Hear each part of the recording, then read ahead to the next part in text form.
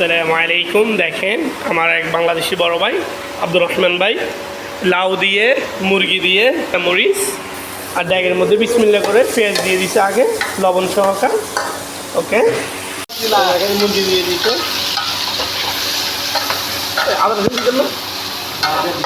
বাদি না, দেখেন হলদি নেই, হলদি দিয়ে দিচ্ছে, আদা রসুন দিয়ে দিচ্ছে। এটা নতুন স্টাইল, উনি কিন্তু এভাবে খানা বানান, একটু মানে অন্যভাবে বানাইতেছে আজকে।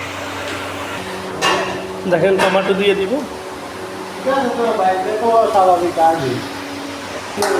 টমেটো দিয়ে দিছি, দেখেন কষাইতেছি, হলদি পেঁয়াজ টমেটো আদা রসুন।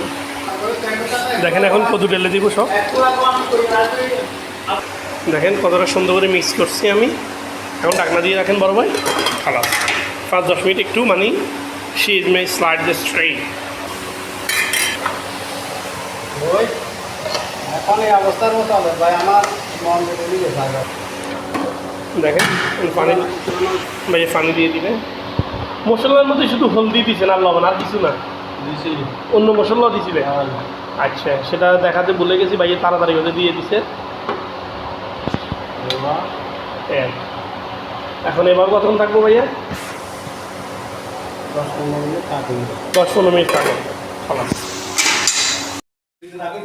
দেখেন হয়ে গেছে মশলা।